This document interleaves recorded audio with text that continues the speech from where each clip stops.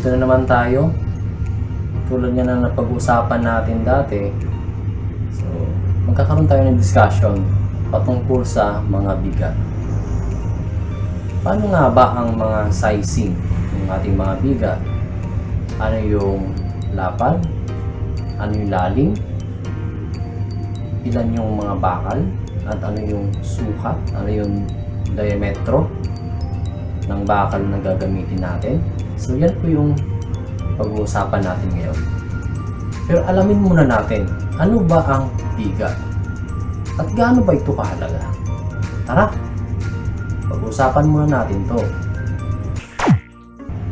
Ang biga ay isang structural element na nagdadala ng bigat ng isang gusali mula sa ating flooring o sa floor slab natin.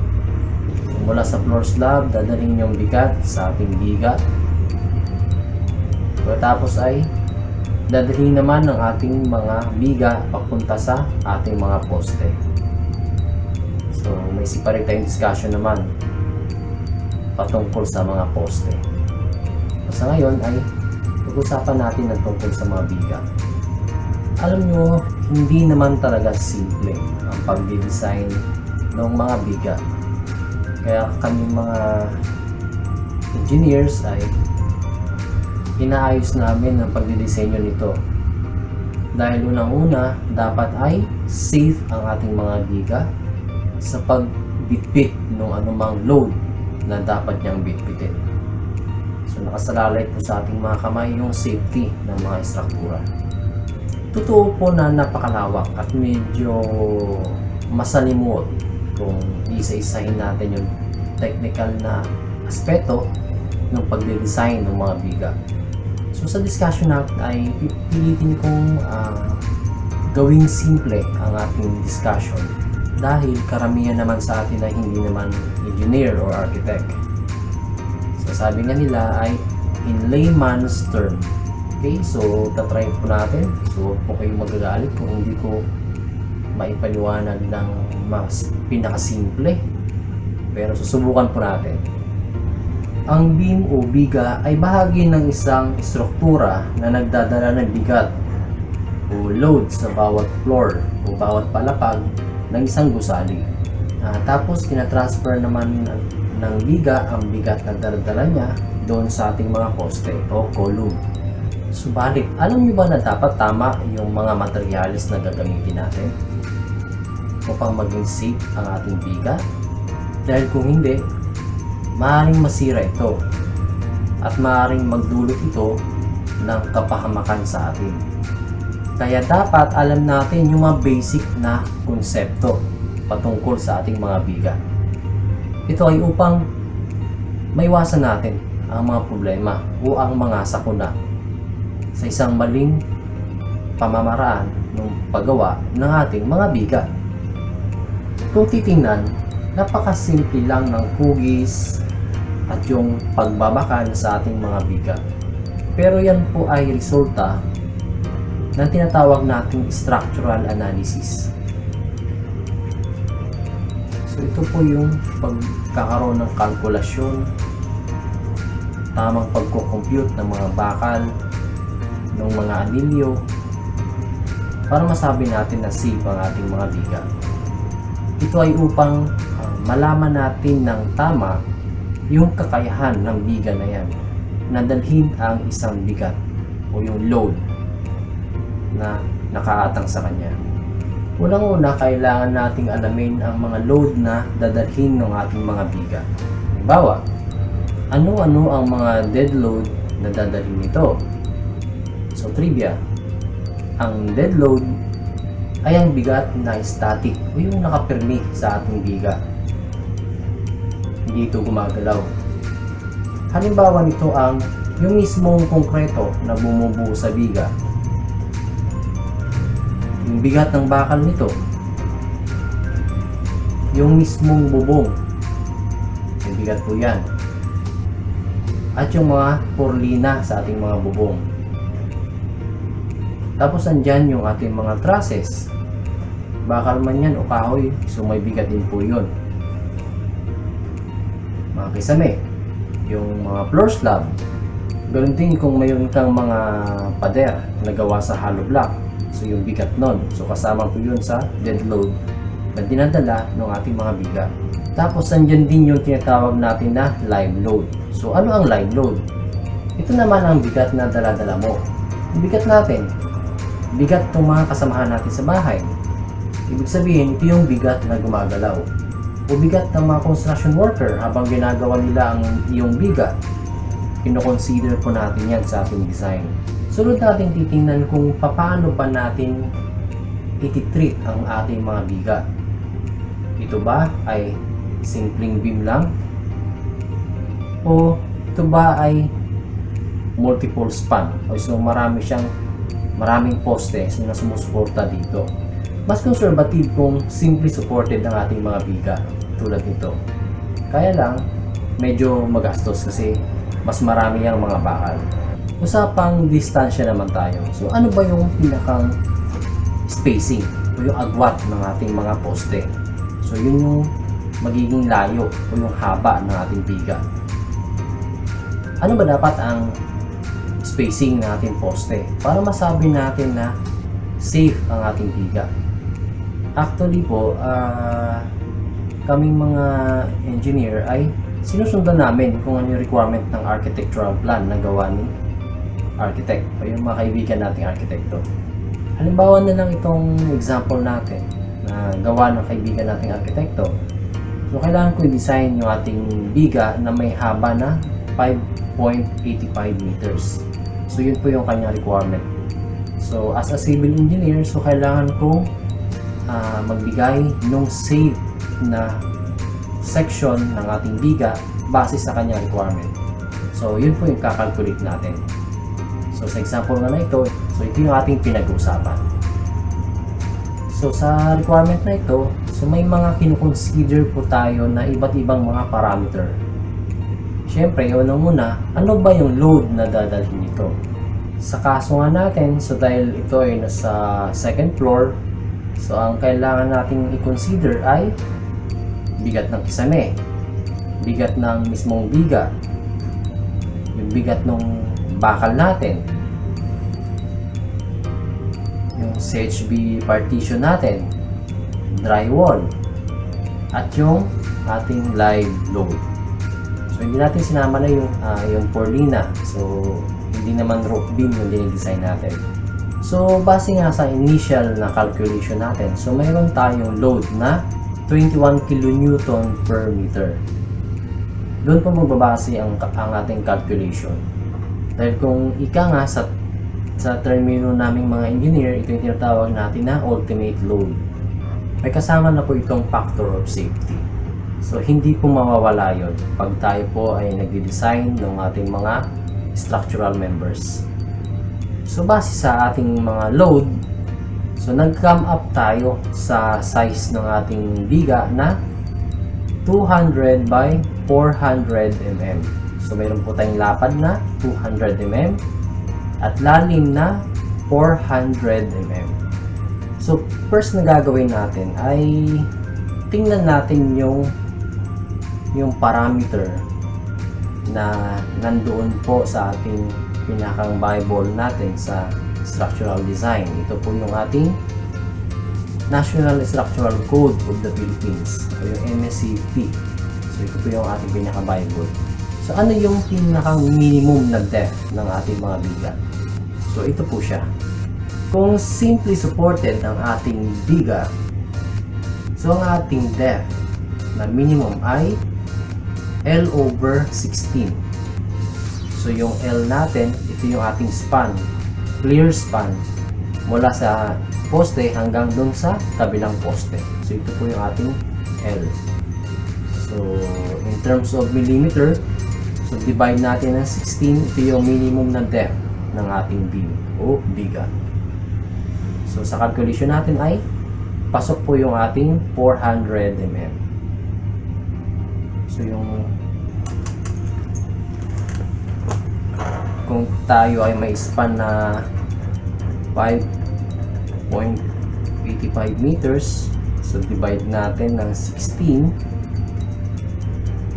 so So, meron po tayong 365 mm. So, yung ating initial na 400 mm, pasok po siya doon sa ating requirement. Okay? So, good na po yung ating depth ng ating beam. Na for the width, na 200 mm. So, I think yan ay sufficient na rin. Okay? Pero kung ang ating beam ay continuous yung kabilang dulo, so ito po, ang gagamitin mo natin ay L over 18.5. Kung tuloy-tuloy naman or continuous ang magkabilang dulo, gagamitin natin ay L over 21. At sa mga cantilever beam naman, so L over 8 ang gagamitin natin. So yun po, yung minimum na depth ng ating biga. So sundan lang natin yan, hindi na po tayo mawawala. Okay? Pero dapat lang nating tandaan. So applicable po ito sa mga normal weight na mga konkreto. So ito yung mga konkreto na may bigat na 2,400 kilograms per cubic meter o higit pa. At gayon din kung yung yield strength ng ating bakal ay 420 megapascal. Para naman sa mga yield strength ng ating bakal na hindi umabot sa 420 megapascal, so ito po yung ating multiplier. So may factor po tayo. So ito po 0.4 plus Fy over 700. So yung Fy, ito po yung ating yield strength. Applicable po ito sa normal weight ng mga konkreto. At ang ating Fy o yung yield strength ng ating ginamit na bakal ay 420 megapascal. So ang tawag po sa bakal na yan ay high tensile grade na mga bakal. So ito po yung grade 60 na bakal. Kung titingnan natin, ito yung kulay green, yung dulo ng bakal na yan. So ito high tensile grade na bakal. So yun po yung ating dapat gamitin. Ngayon, for other value ng Fy, halimbawa yung intermediate grade na bakal, ang intermediate grade po na bakal ay may tensile strength na 275 megapascal. So ang kulay po niyan ay kulay dilaw. Ito din yung tinatawag natin na grade 40. So ito yung intermediate grade na bakal. So yung pinakang tip, pinakang dulo ng bakal, meron po nakalagay dito na kulay dilaw. So yun po yung grade 40 na bakal. Ngayon, dahil nagtitipid tayo, so ang ginagamit natin na bakal naman ay yung grade 33. So ito yung makikita nyo na ang dulo niyan ay kulay puti. Yung pintura dito ay kulay puti. So yun po yung ating structural grade ng mga bakal. So yan po yung common na makikita sa mga hardware. So yung structural grade. Ang isang tawag dyan ay grade 33. Grade 33. So yan po yung pinaka-common. Kaya po, baka isipin nyo na mas mura yung grade 33 yun ang gagamitin natin. So medyo magdalawang isip po tayo dyan. So may iba't iba pong gamit yung ating mga bakal. So high tensile po yung ating grade 60. Intermediate naman yung ating grade 40. At yung ating structural grade na grade 33. So yun po yung common. Okay? So gamitin po natin itong formula na ito. Itong 0.4 plus Fy over 700. So for Fy other than dun sa ating 420 megapascal. Next naman, kung ang ating mix, yung concrete mix natin ay lightweight concrete. So ano ba yung lightweight concrete? Ito yung konkreto na may bigat na 1,440 hanggang 1,840 kilograms per cubic meter. So ito yung tinatawag natin lightweight. So magaan po ang konkreto na to. So yung type ng aggregate natin, magaan siya. So may multiplier tayo dito na 1.09. So yan gagamitin natin. Okay. Para ma-determine natin yung ating yung final na thickness ng ating beam. Okay po? So next na pag-usapan natin yung tinatawag nating concrete cover sa ating mga biga. So ito yung protective na layer ng konkreto na siyang tutulong upang maiwasan ng pagkakaroon ng kalawang ng ating mga biga. So ano-ano ba yung ating pinakang minimum na thickness ng ating concrete cover? So tingnan po natin itong tabulation na ito.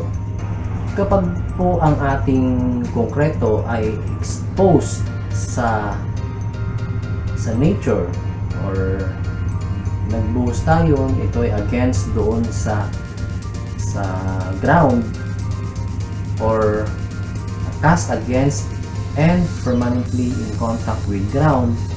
So ang ating minimum na concrete cover ay 75 mm. Now, kung exposed tayo sa weather or in contact with ground, so mayroon po tayong minimum na 50 mm na concrete cover.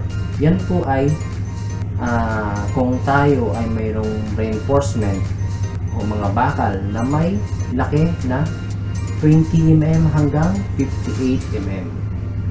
Pero kung ang bakal natin ay 16 mm pababa, so ang ating concrete cover ay 40 mm. Now, kung hindi naman exposed sa weather or hindi naman in contact with ground ang ating structure na bubuhusan, tulad ng mga slabs, yung mga joist, and yung mga walls. So, lahat ng bakal na may diametro na 40 mm hanggang 58 mm. So, ang ating minimum concrete cover ay 40 mm.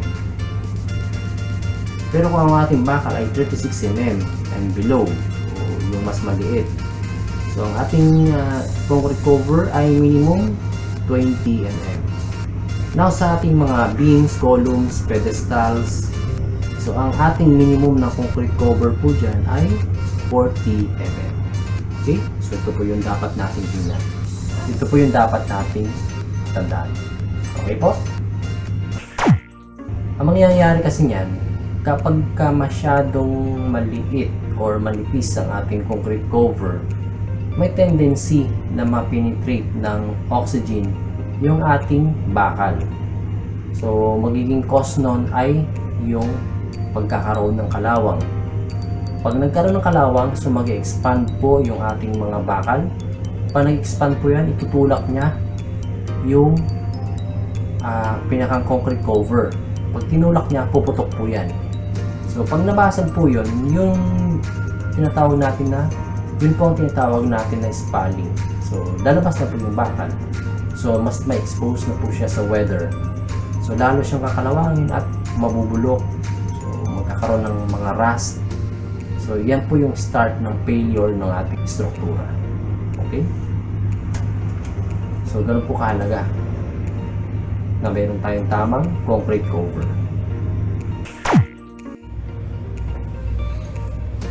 So ito yung isang project natin na gagawa natin ng structural members. So unahin natin yung biga. Ang footprint nito ay galing sa kaibigan nating architect. Siya yung nag-design ng architectural plan. And tayo naman ang natasan na gumawa ng structural analysis and design. So ito gagawa natin ng structural design. So itong B1, so ito yung ating kakalculate.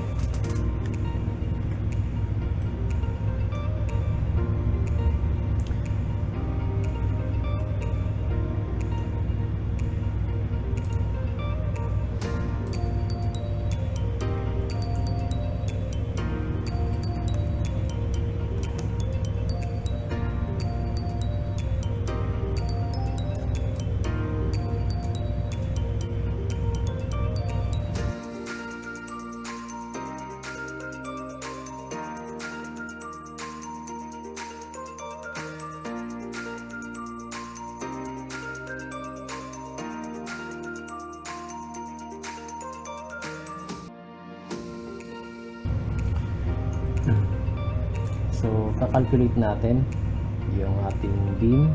So base dun sa requirement ng ating plan. So meron tayong clear span na 5.85 meters. So ito po ay simply supported na beam. So kaya 1. Meron itong tributary width sa ating floor na 2.5 meters.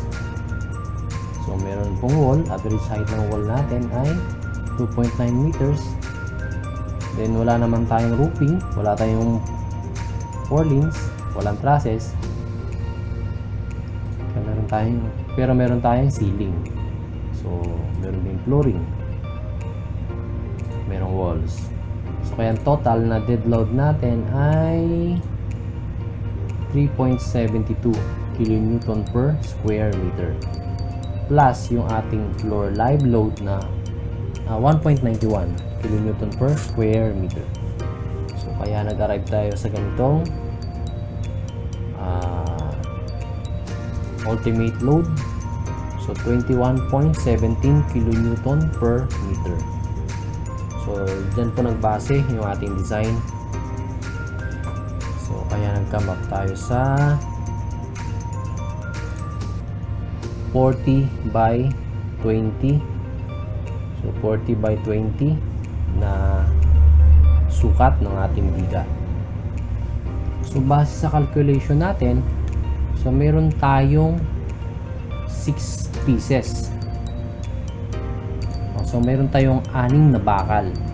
So pinili ko yung 20 mm na bakal. So ang unang-una at isa sa mga advantages nun ay, so pag nagkakabit ka ng mas malaking bakal, so mas kukunti ang bakal na kailangan mo ikabit. Mas mabilis ang pag-install kasi ilang piraso lang kakabit mo kumpara naman sa mas maliit na bakal.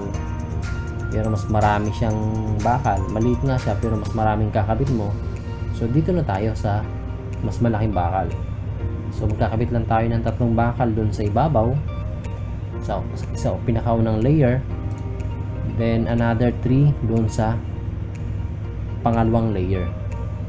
So kaya makikita natin dito, number of pieces of tension bars ay 6.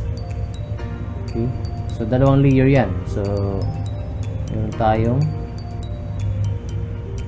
first layer ay 3. Then yung next na layer ay 3 pieces din. Okay? Now, itong mga main reinforcement o yung mga main bars natin, so base dito sa analysis ay mayroon tayong 6 pieces na 20 mm diameter na rebar. Kung i-analyze natin, dapat ang mga bakal ng ating mga biga ay hindi bababa sa ating minimum na requirement. So ano po ba yung minimum na requirement? So ito po ay mako-compute natin base sa sumusunod na formula. So ito po yun. So ang formula natin ay 1.4 multiplied by beam width, ito yung B, multiplied by beam depth, ito yung D, divided by value ng Fy. So yung Fy, ito yung nabanggit natin previously na yield strength ng ating mga bakal. So, di ba nabanggit natin kanina na mayroong iba't ibang yield strength ang iba't ibang klase ng bakal. Kaya nga sinasabi ko na hindi palibhas ay mura ang bakal, yun ang gagamitin mo. Nakadesign po kasi yan kung anong klase ng bakal ang gagamitin mo. Kung ang Fy mo ay yung grade 33, ang equivalent na Fy nito ay 230 megapascal. Ngayon kung ang Fy mo ay yung intermediate grade o yung grade 40, so ito ay mayroong Fy na 275 megapascal. At kung ang bakal mong gustong gamitin ay yung high tensile strength na bakal o yung high tensile grade, which is equivalent to 420 megapascal, so yun po ay may FY na port 20 megapascal. So ito po yung ating pinaka basic na foundation sa pagde-design ng ating mga biga. So dapat alam natin to. Or kung medyo komplikado, so dapat ipa-design po natin ito sa ating mga certified na mga professional, tulad po ng ating mga structural engineer. So ito po ang tamang dapat nating isipin. Ang safety ng ating struktura ay hindi po ito yung mga nakasanayan natin na kala natin ay pwede na. So hindi po pwede yung pwede na, dahil safety po natin ang nakasalalay dito. Okay? So tandaan natin ulit yung formula. 1.4 multiplied by B multiplied by D divided by Fy. Okay? So ito po ang ating formula. So yung D nga pala natin dito ay ito yung effective na depth ng ating beam. So ibig sabihin, mula sa ibabaw ng ating biga hanggang doon yan sa sentro ng ating mga bakal. So yun po yung ating D. So ito po kasi yung effective na sukat kung saan mayroon pong resistance ang ating bakal. So yung ating concrete cover at saka yung konkreto na hanggang doon sa sentro ng ating bakal, so wala pong epekto yun dun sa ating integrity ng ating beam. So kaya yung D natin ay sumula sa pinakang topmost part ng ating beam hanggang dun sa ating sentro ng ating mga bakal. Okay po? So kung ang ating Fy na gagamitin ay yung structural grade, which is equal to 230 megapascal, so mayroon tayong minimum na area ng steel. So ang minimum na area po ng steel ay nasa 462.6 square millimeter. Ngayon, kung magde-decide tayo na gagamit tayo ng intermediate grade, na kung saan ito ay mayroong Fy na 275 megapascal, magkakaroon naman tayo ng 387 mm square na area ng ating bakal. So lahat po yan ay minimum.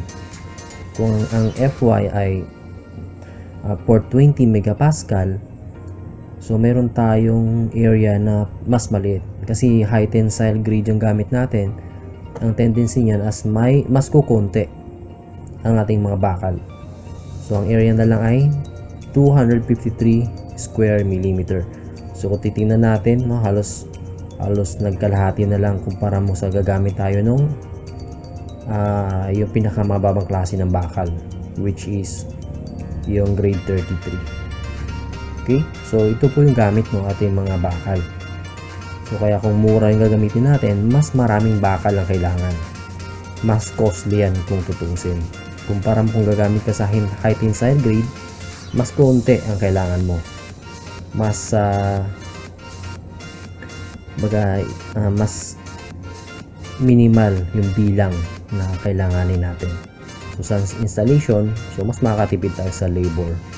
Okay? So ito po yung ating minimum na bilang ng ating bakal.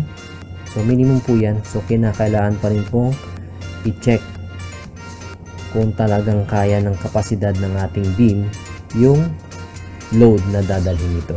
So mahalaga na mayroon po tayong calculation na tulad po ng ipinakita ko sa inyo kanina. Okay po? For simplicity or pinakasimpleng approach, although hindi ito ang accurate na calculation, so for estimate purposes only, so pwede natin gamitin ang by percentage method kung paano natin kukomputin yung main reinforcing bar or yung main rebar natin sa ating mga biga. So gamitin na natin yung 2.5% ng area ng ating effective na area ng ating beam. Halimbawa sa example natin, mayroon tayong 200 by 400 mm na beam. So i-less natin doon yung concrete cover plus yung kalahati ng diameter ng ating rebar. So kung ang rebar natin ay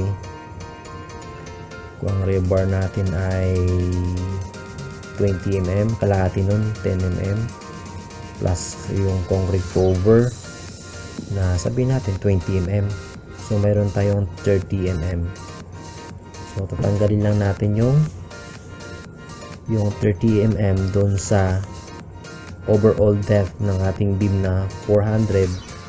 So 400 minus 30, so mayroon tayong effective depth na 370 mm. So kunin natin yung area ng effective area ng ating beam. So 370 mm multiplied by 200 mm. Okay, so multiply natin ng 200 mm, meron tayong 74,000 square millimeter na area ng ating concrete beam. Kunin natin yung 2.5% nun. So divide lang natin ng 100 para maging percent. Meron tayong 1,850 mm na area ng steel. So kung ano yung diameter mo, makukuha mo yung individual na area per diameter. So yun na, makakompute na natin yung total number of bars. Okay, so ganun lang po kasimple. So sa example natin, so mayroon tayong 20 mm diameter na bakal. So ang area nun ay pi times diameter niya na 20, square natin yon, divided by 4. So meron tayong 314.16 square millimeter na individual area ng ating 20 mm na bakal. I-divide natin yung area na yon sa nakuha natin na area, which is 1,850. So 1,850 divided by 314.16, meron po tayong 5.8 pieces na 20 diameter na bakal. Sa round off natin, ito ay 6 pieces ng 20 mm diameter. So kaya mayroon tayo sa calculation natin na 6 pieces. So okay, ito po yung pinaka-simpleng approach. Pero ito po ay for presentation lamang po, para safe tayo. So kailangan natin kumonsulta pa rin sa ating mga structural engineer para magkaroon ng proper na documentation at ng tamang calculation ng ating mga biga. So okay, sana may natutunan kayo sa discussion na ito. So panoorin natin to, yung regarding naman sa iba pang mga detalye ng ating mga bakal sa ating biga. Hopefully may madagdag na kaalaman pa sa inyo sa ating mga pag-uusapan dito. Alright? Matibay kaya ang pagkakagawa sa biga mo? Alamin ang dapat upang maging ligtas. Ito ang typical na biga na ginagawa natin sa ating mga project. So base dito, pag-usapan natin ang mga detalye nito. Ito naman ang aktual na pagkakalagay sa ating mga bakal upang labanan ang stress na dulot ng bigat o load na dinadala nito. Ito naman ang typical na section na malapit sa poste. Ito naman ang cross section sa bandang gitna. Ito naman ang ating top bars. Kadalasan, ito ay continuous o tuloy-tuloy. Ito naman ang ating top bars na extra. O kadalasan, meron itong haba na L/3 mula sa pisngi ng ating poste. Tulad nito. Ito naman ang ating bottom bars na kung saan ito ay continuous. Ito naman ang ating bottom bar na extra o tinatawag nating extra bar. Ganito ang tama. Pag-usapan naman natin ngayon ang tungkol sa mga rebar splicing o dugtungan ng mga bakal tulad nito. Saan ba bawal mag-splice? Ito po ang lokasyon ng tamang splice o dugtungan. Dito at dito. Kung ito ang ating mga biga, hinahati ito sa tatlong bahagi. Meron tayong tinatawag na middle third at meron din tayong tinatawag na end third. O ang end third ay nasa magkabilang bahagi ng ating biga malapit sa poste. Samantalang ang middle third ay matatagpuan sa gitnang bahagi ng ating biga. Ito po yun. Dito sa end third, bawal po mag-splice o bawal po ang dugtungan ng ating mga bakal. Bawal din po ang dugtungan sa gitna ng ating mga poste. Tandaan nyo po, bawal po yan. At para sa detalye ng ating mga splice, panoorin po ninyo ang previous video natin tungkol dyan upang mas maintindihan natin kung saan ang bawal. Saan po ba po pwede mag-splice? Pinapayagan po na mag-splice sa middle third ng ating mga biga kung ang ating i-splice ay top bars. Tandaan po natin, sa middle third lamang po pwedeng mag-splice ang ating top bars. Samantalang sa ating bottom bars, pinapayagan ang splice mula sa distansyang 2D mula sa pisngi ng ating poste o 2 beses na lalim ng ating biga tulad nito. Tandaan, ang splice ay may haba na 40D or 40 times yung sukat ng ating bakal. Ito ay kung walang requirement na nakalagay sa plano. Ganito ang tama.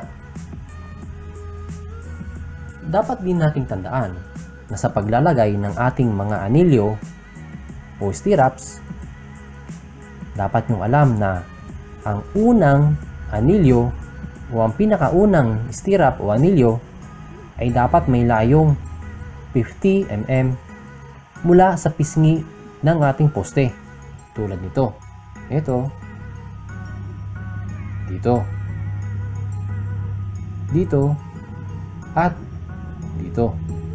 Samantalang ang web reinforcement or stirrups na kasunod ay may distansyang naayon sa plano. Dapat din nating tandaan na ang haba ng ating mga extra bars ay maaring L/6, L/3, or L/4. Kaya kailangan nating tingnan ang requirement ng plano. Kaya nga, always check the plans. Pag-usapan natin tungkol sa shear reinforcements. Nang dahil sa load o bigat, so maaaring magkaroon tayo ng shear failure. Tulad nito. Dito at dito. Ano bang dapat natin gawin upang maiwasan natin ang shear failure? Kung ito ang ating biga at ito ang load na dinadala niya, maaaring magkaroon ng shear failure tulad nito. Nito, nito, at nito. Kaya nga upang maiwasan ang shear failure na tulad nito, kailangan natin maglagay ng mga stirrups. Dito, dito, dito, at dito. At maging sa kabuuan ng ating biga. Kung ito ang ating beam, dapat nating tandaan, ang stirrups o anilyo ay panlaban sa shear cracks. Ito ang detalye ng ating biga. Paano ba natin ito titingnan o babasahin?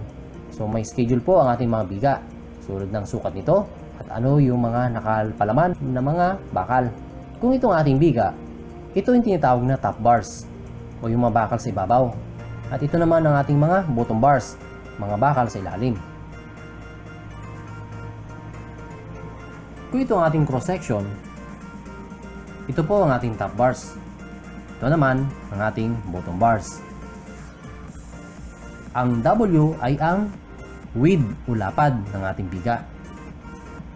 At ang D ay ang lalim. Patungkol naman sa reinforcement, sa support, meron tayong top bars. Meron ding bottom bars. Tingnan natin. Ito po ang support at ito. Sa baging ito, dapat alam natin kung ilan ang bakal. So itong bahagi na to, dito po ang ating top bars. At ito naman ang ating bottom bars. Dito naman, top bars at bottom bars.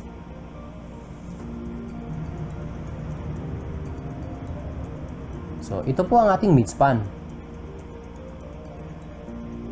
Ito ang ating top bars. Ito naman ang ating bottom bars. So ito po ang ating midspan. Ito ang ating top bars. Ito naman ang ating bottom bars. May tinatawag tayong web bars. Dito po siya sa kabilang side. At ito naman ang kabilang side. Dadako tayo sa ating mga stirrups. So, base sa plano, tayo ay gagamit ng 12 mm diameter na bakal at may mga distansyang tulad nito. Paano ba siya gagawin? Ito po yun. Kung itong ating biga, meron po tayong 12 mm diameter na stirrups. At may isang anilyo na may distansyang 50 mm mula sa pisngi ng ating poste. Samantalang, ang susunod na mga anilyo ay may sukat na 100 mm. So may 10 anilyo tayo na may layong 100 mm mula sa isa't isa. At meron tayong sumunod na 8 anilyo na may layong 150 mm mula sa isa't isa. At ang nalalabing mga anilyo ay may layong 200 mm sa bawat isa. Hanggang dun po yon sa center line ng ating biga o beam. Tandaan, dapat ang ating anilyo ay alternate ang pagkakalagay. Tingnan nyo ang mga hook na ito. Ito, ito, at ito.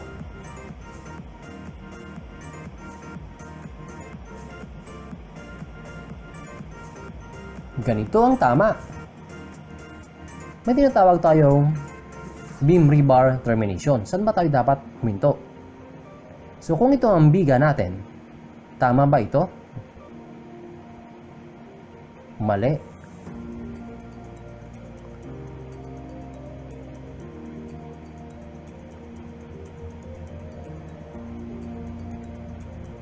Ito. Tama ba ito? Mali.